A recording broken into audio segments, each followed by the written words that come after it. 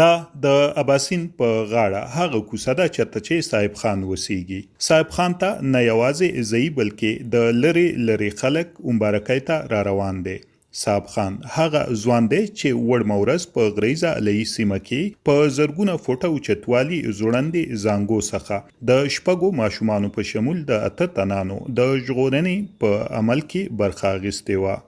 FW والا موږ سره هم کړی دی او دغه صرف یو کس چې هغه دغه کې و د جاز کې لکه مطلب وړ 8 کسانو کنه او 7 کسان چې موږ په خپل راوستي لکه موږ سره ریسک والم ټیم موږ سره کار کړی او FW والا موږ سره هم کار کړی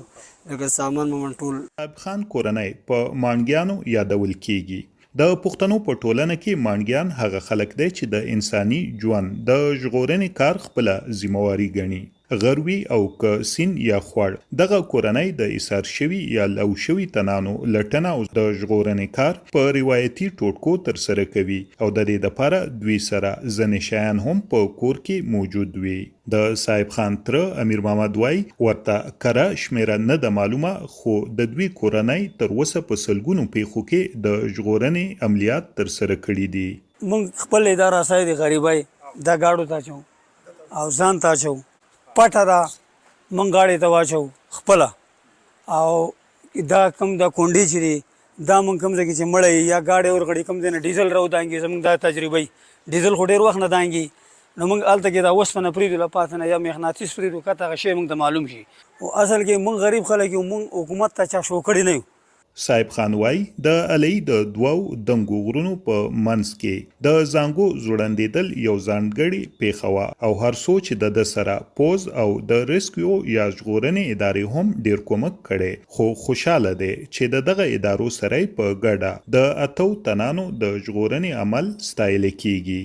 ورځې زه لاړم خو حاضر خو هلته جازونو کار کوو جازونو لکه ACC ټول راغلي وي ستاسو ریسک والا هم راغلي هغوی هغې پورې به تاسو کار لا نه کوئ چې د جاز ما زه ټوټل خپل لکه هغه کوو کي هغې نه بعد 11-22 والا موږ سره هم موجوده وو وي تاسو دواړه بیا اپریشن په شریکه کوئ دی. د پښتنو په ټولنه کې د مانګیانو په نوم دغه کورنۍ په نورو سیمو کې هم میشته دي او دوی ته په ټولنه کې ډیر درناوی ورکول کیږي. د بیشام شنګ اوسیدونکي عباس خان وای دغه کورنۍ د پیړو راسي د خپل صلاحیتونو د لارې انساني ژوند د ژغورنې کار ترسره کوي. دا څنګه چې 1122 په نن سبا نظام کې د دغه شنتي په پخواني د پښتنو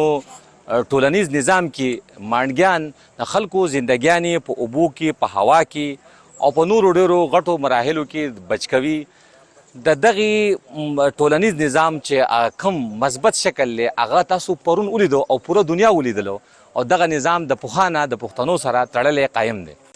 صاحب او سنځیب دا هغه دوه ځوانان دي چې د تیر شپې په پیښه کې د 8 انسانانو ژوند په هوا کې بچ کړی دی. په یو نازکه رسۍ باندې هغې ته رسېدل یقینا چې دا یو ګران کار دی خو د پیړو راسي د پښتنو د ټولنیز ژوند دغه برخه چې د مانډګانو په نوم باندې یادېږي دي دغه ټول هنري صلاحیتونه لري. البته د دوی مشران وایي که چرې دوی سره حکومت مرستې وکړي او هغه سامانونه او اسباب دي ته هم ورکړل شي نو د دې سره د دې کار نور هم اسانېدی شي. احسان محمد خان وایس اف امریکا ډیوا الای بټګرام.